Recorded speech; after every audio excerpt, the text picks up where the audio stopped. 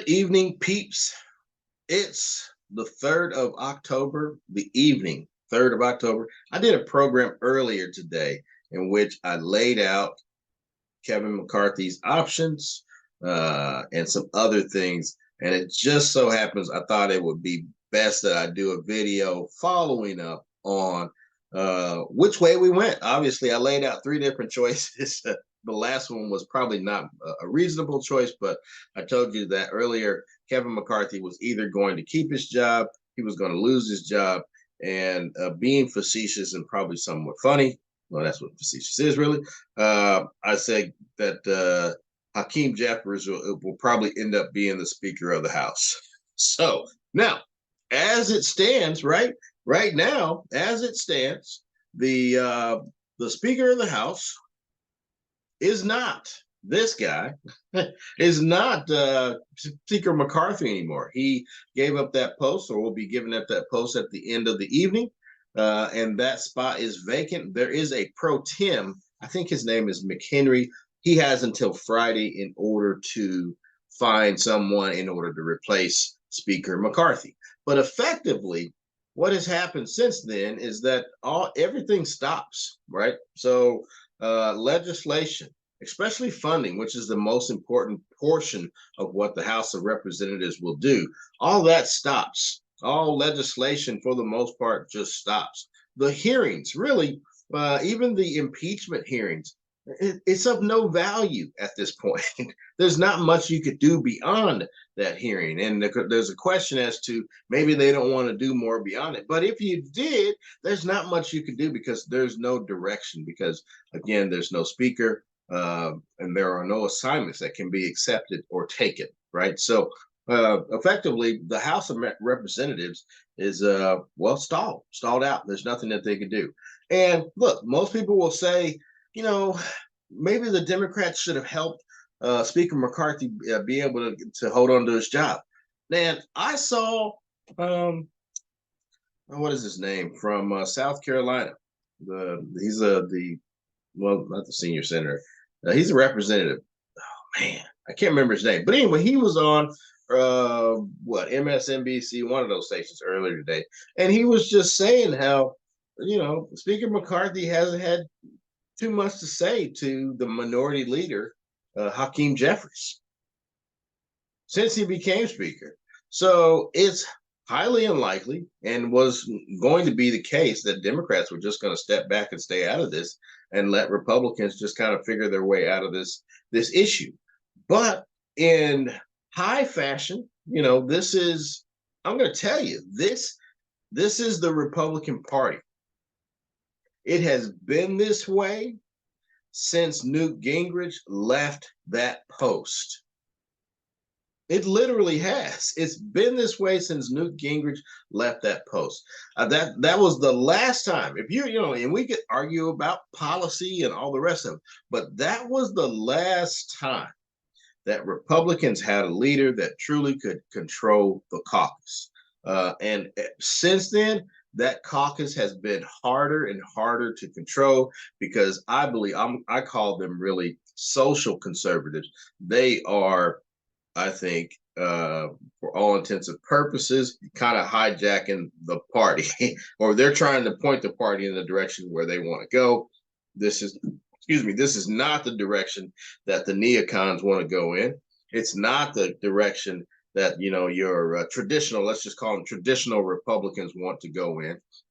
But they are the loudest voices, right? So what you saw today with Matt Gaetz on the floor, bucking up against the Speaker of the House, Kevin McCarthy, is on brand for the Freedom Caucus, for this particular faction or wing of the Republican Party. And I'm here to tell you, remember, we just got a CR done for 45 days. Come November, this is going to get harder and harder for Republicans, because picking the next speaker is not going to be a cakewalk. I don't see that. And I got to tell you, I've been sitting here racking my brain. I thought Steve Scalise would probably be the likely successor. Stefanik may be the successor, but the question will be, can she get the uh, Freedom Caucus and all, I would call them bomb throwers, in the Republican caucus to kind of go along? And I just don't think so. So in 45 days, we're going to run up until the next problem. And that one's going to be a little bit more serious, right? Because if you can't get a CR to fund the government, I mean, you can talk about a government shutdown, but if you don't have a CR to fund the government for the next fiscal year, that that means Social Security payments stop. That means a number of different things stop. Remember those 12 different bills that the House the caucus was trying to Republican caucus was trying to get on the floor, that they only got one of them. Well, that Social Security and Medicare is in one of those 12, right? So if you can't fund the government and you can't fund this, everything kind of grinds to a halt. And there is no doubt in my mind, no doubt in my mind that even today, I would not be surprised. I would not be surprised if Moody's, Fitch, and S&P, they come out and say that the U.S. needs to be downgraded again in its credit rating. And the reason is because of its Congress, once again. And most people, you hear Republicans say that the downgrade was because of the president. No, it's not, because those are the monkeys that did the action.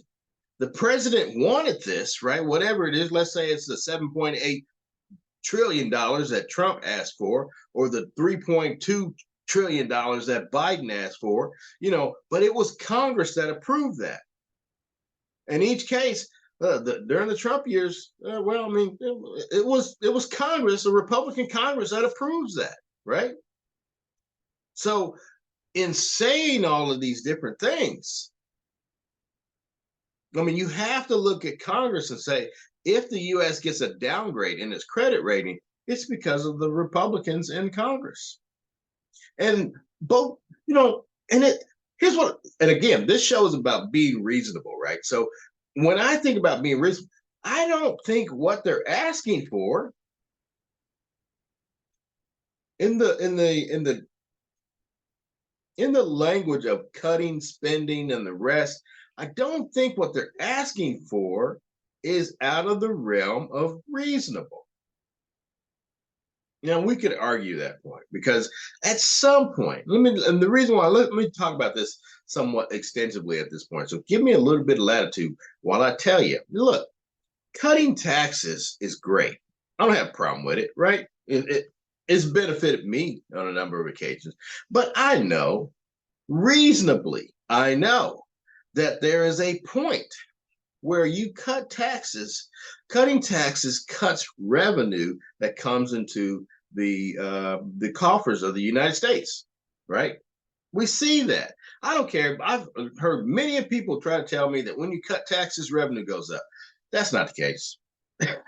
It's never been the case. For anybody who says that's been the case, I mean, and I could be wrong. I'll be more than willing to look at the Treasury reports and look at moments where we cut taxes and look at the revenue picture. But I've looked at them a few times, and especially the last one when we cut taxes during the last Trump administration, it did not increase revenues. In fact, it cut revenues. So there is a point where you can cut taxes and it's great, but there's also a point where you're cutting taxes and it's actually it's a detriment to you, and that's where you are. So when you're concerned about the $33 trillion, make sure you understand that 7.8 of that trillion, 33 trillion, is Donald Trump, and 3.2% of that, or 3.2 trillion, is Biden, right? So we know that.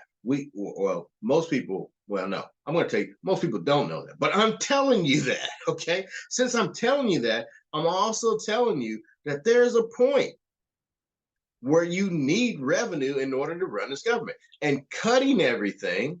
And that's, you hear these guys that are running for president. I can't remember if it was, it was Ramaswamy the other day who said he wanted to cut government by 75%. I mean, the only way you get there is to privatize every agency.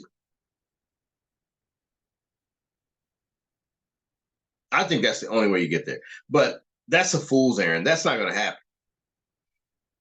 I mean, because I don't know if you should privatize Homeland Security or the FBI or the CIA or uh, the DIA or National Defense. I don't know if you should be privatizing any of that. Now, they may say, well, let's privatize education and let's privatize Social Security and Medicare. And, but, that's not where a lot of the money is being spent. I mean, you have a good chunk of dollars, discretionary and or earmarked, right? That is defense spending and just mandated spending. So when you think about that, I mean, if you make all those agencies private agencies, I'm not quite certain that I trust it. I just don't. That's just me. So anyway, we're talking about cutting taxes and we're trying to make sense out of what the Republicans are doing right now. And of course, I'm trying to be reasonable in what it is that I'm bringing to you. And ultimately, like I said, I don't mind that you want to cut taxes, but I do mind when it doesn't make sense. Right. And the only way, I mean, look, I'm going to say I'm a person that truly believes that we have the capacity to be growing this economy by probably 4 to maybe 6%. But you're not going to do it based on where you are right now. Not going to happen. And you're not going to do that by, just hitching all your eggs to the combustible engine. You know, you're not going to do that by not looking forward into space and other areas where we can be making greater impacts. The only way to get that type of growth is to grow the economy, right? If you want 4 to 6% increase GDP, you need to really think about how you want to grow this economy. And space, to me, it's the next likely jump off point for an economy that can afford another 3 to maybe 4% GDP. Just my opinion. Okay. Now, when I say that, I guess I go back to, the Republicans and their argument. I mean, I look at what they're arguing about within themselves and what they argue with Democrats about. Don't have a problem, but again, it needs to make sense, and there needs to be some order, and that's what you saw today. The whole thing just wasn't orderly, right? So we know. I mean, and then, again, I mean, I look at how we run Congress today, and if you think that you're going to be able to get anything done without the other party's participation, that's highly unlikely. I mean, even if you had control in the House, you can't do anything if you don't control the Senate. And, can we afford to have 2 years or 3 years or whatever the case may be where Congress gets nothing done? Can we truly afford that in today's society? I don't think so. So it behooves Republicans in particular to kind of get their act together, because if they don't, it just doesn't bode well for the country. I mean, I can tell you, if I were an adversary of the United States today, I mean, I see things that requires me to move a little different and test their resolve and do things just to kind of fill them out to see where they are. See, where is the United States? If I were China, man, I'd probably be steaming some ships toward Taiwan just to kind of fill it out, because now may be the perfect opportunity. We can agree on aid to Ukraine, then there's no way in hell that we'll be agreeing to sending boots over to Taiwan in order to defend it. Not going to happen. But we have an agreement with the Taiwanese that that's what we'll do, right? So highly unlikely that happens, because it's just so bifurcated, dysfunctional over here in this country. I did want to play a section on Chip Roy, so let me get that queued up because I thought it was interesting what Chip Roy had to say. Chip Roy was mad. And I don't know, I get it. I mean, I'd be mad too. And he was mad, I think, for all the right reasons. But, I think what Chip Roy ultimately was mad about was the fact that within their party, they just see that there's a group that they can't work with. And it's that MAGA Freedom Caucus crowd. You can't govern with them. They make it impossible to govern. I have a sneaky suspicion that come, 45 days or so, somewhere in this space, you may see a movement among moderate Republicans where they bolt from the party just to be able to give Democrats enough votes to be able to get things done if Republicans can't get their shit together.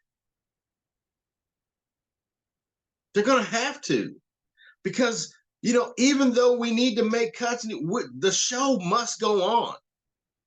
And that's why all of the cuts and all the things that you're talking about, you want to do, you got to get that done in the back room. You got to be able to get everybody to the table on those particular issues. But you make yourself unapproachable when you act like this. Nobody wants to work with you. I mean, if I were up there, ain't no way in hell I'd work with Matt Gaetz. There's nothing to work with Matt Gaetz on. He's a bomb thrower, and he's willing to blow up the entire island if he doesn't get his way. No way. And that's what Republicans are working with. That's what Chip Roy is working with. Let's hear what Chip Roy has to say, and then I'm going to let you go this evening. Tell each other talking points that actually produce any form of substantive victory whatsoever. Tell me I'm wrong. No, I mean, you talked about a circle of your description, pleasure. Circle jerk is what he mentioned. I know what you're doing there. I would also argue that, some of our brothers and sisters, particularly in the, MAGA camp, I think, particularly enjoy the circular firing squad. Absolutely. You want to come at me and call me a rhino, you can kiss my ass. Absolutely. He's absolutely right. If the MAGA group doesn't get their way, they're trying to blow you up on social media and all these other different things. So Chip Roy's right to be upset. Look, I've spent a lifetime fighting for limited government conservatism. I have laid it all on the line. I've not seen my family for 2 days in the last 30 days. You go around talking your big game and you thumping your chest on Twitter. Yeah, come to my office, come have a debate, mother. You know why? Because I'm standing up for this country every single day. And Steve, I'm not going to give up. I'm not going to go to a nunnery. Because, God damn it, there were people who were buried over in Normandy who deserve us to stand up for what they fought for. So that's what I'm going to do. And all of you fuckers out there who are out there saying what you're saying out on social media, you stick it. I'm going to go down to the floor and do my job, and I'm going to stand up for the people who fought for this country. And I'm going to do it the way I think is right for the people that I represent. Okay, I'm going to hold it right there. Maybe a little theater there, but I get his point. I think he's absolutely right. I mean, you got a group of people that are trying to hold the Congress hostage if they don't get what they want. So, yeah, he's rightfully mad at Matt Gaetz and the other people. Let's see what else he has to say. That's what I think. I think that sums up the way a lot of people think, brother. I do. I just don't think they know what to do instead. And I get it. Look, I get it. I'm just as angry, right? I want to change what's happening here. But I got a bunch of people who are going out there saying, hey, what are we going to do? Right? Are we going to, divide the country? You got people out there saying, Texit. You got people out there saying, look, we've got to stand up and fight for this country. Or we got to say, what's our plan for freedom? You and I have talked about this repeatedly. I know. Right? What are we going to do? All I know is I have a son and I have a daughter and I want them to live free. And I'm doing everything I know how to do to get it there. And the speaker reflects the Republican conference. The American people need to understand that's the truest thing said here. Well, there were a lot of true things said here, but that's the truest thing said right there is what you just said. So, yeah. All we're doing, I respect what Gaetz and my 4, 5, 6 brothers are doing right now because they want to change. I respect friends of mine who went to the mic, who are your heroes out there, ladies and gentlemen, who are taking a different position, because we're trying to figure out how to navigate through a world in which Democrats control the Senate, the Republican conference in the Senate is garbage. They act like we've never had divided government before. And that's the part where I'm going to tell you that Chip Roy is wandered off of the mark, because we can still function in a divided government. You don't get 100% of what you're looking for in most cases. But if you can settle on 80% of what you're looking for, I think you're still doing good. Hell, I would say if you can settle on 50% of what you're looking for, I think you're doing good.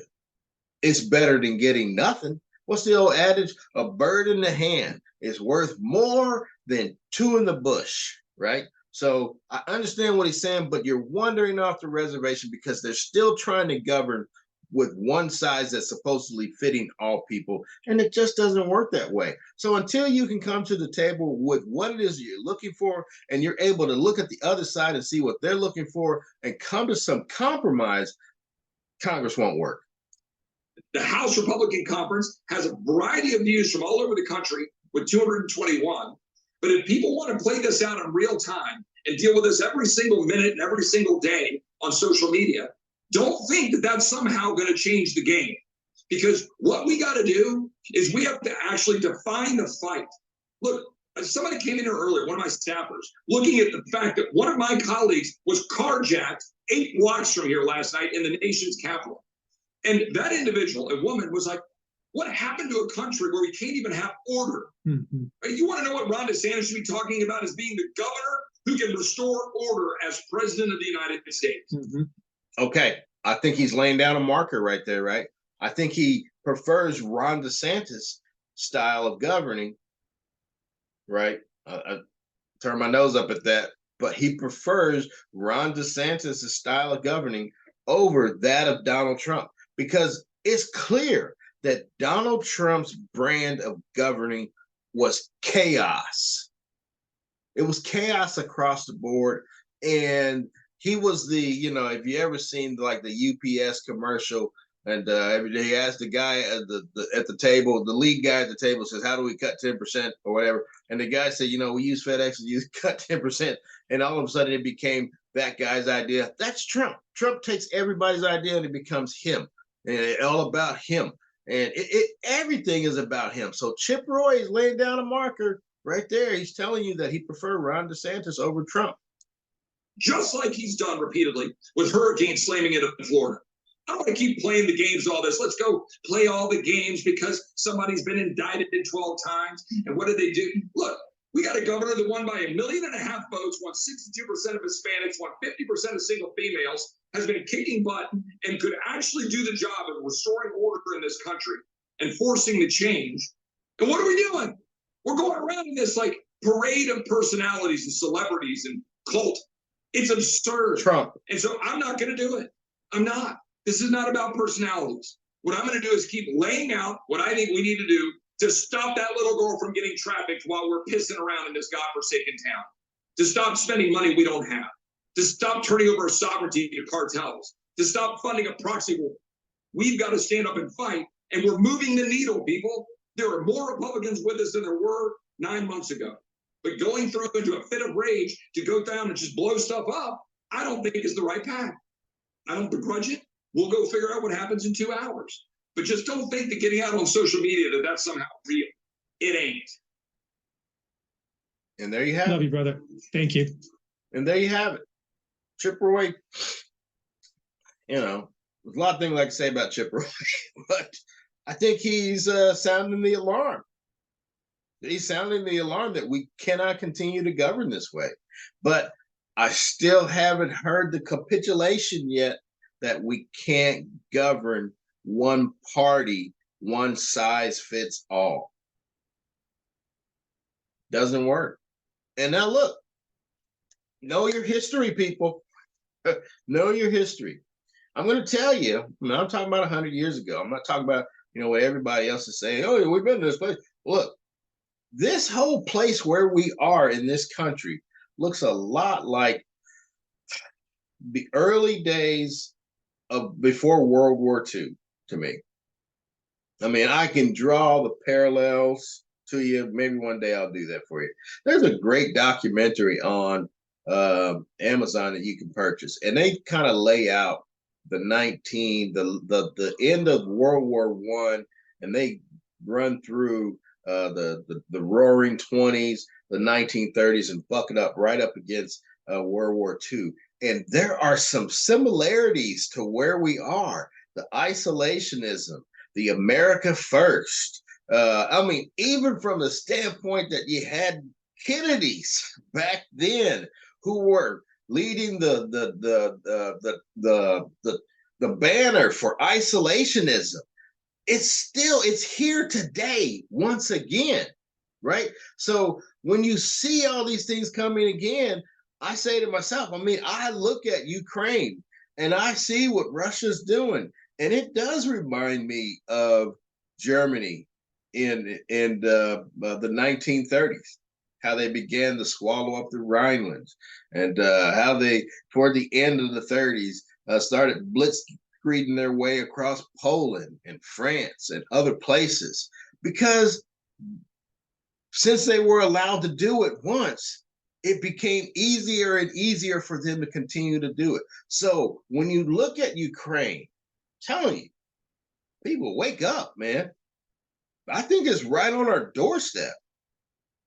And, you know, if people want to sit around and have these less than congenial arguments, right, about American foreign policy and about the dollar and all these different things and why we need to bring, look, and I'm not saying that we don't need to bring certain jobs home, because we do, right? But man, there needs to be some order to all of this. And that's what's missing in this country. There's no order. And I'm going to end the program tonight there. I mean, remember, we got a show that's going to come out on Saturday or Friday.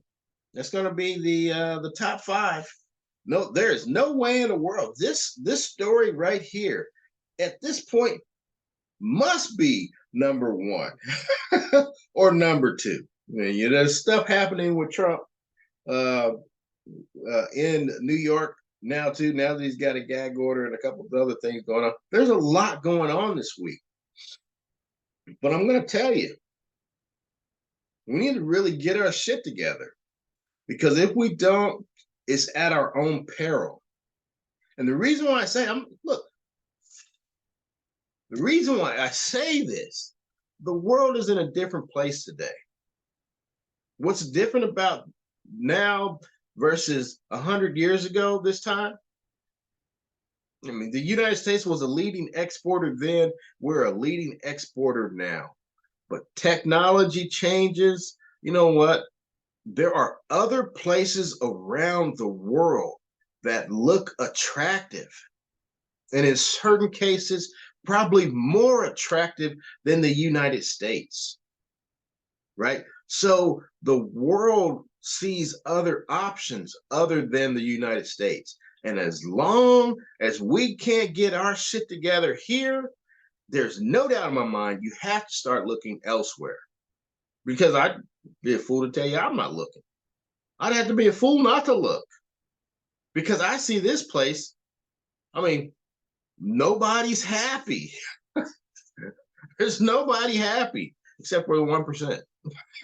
So when you look at that, we got to do something different, people. Now, and most people think that we need to come to fisticuffs in this country. We need to have a civil war in order to get something done, because we need to have a direct. No, idiots. That's not how you do this. There actually is a process set out in the Constitution. There's a process. And that process is a Continental Congress or Congressional Congress. If you don't like the way things are going there, we need a Congressional Congress where we sit back and we take the gloves off and we talk about, hey, what's working and what's not working. And I got to tell you, people, there's a lot of things around this country, peeps, gotta start calling you the right name. You're the peeps. There's a lot of things around this country that aren't working the way that they're supposed to work. In fact, just for giggles, tell me one thing that's working the way that it's supposed to work. Because I can't find one. And when I can't find one, I see that as a problem. So I'm sounding the alarm from my end. They're sounding the alarm from their end.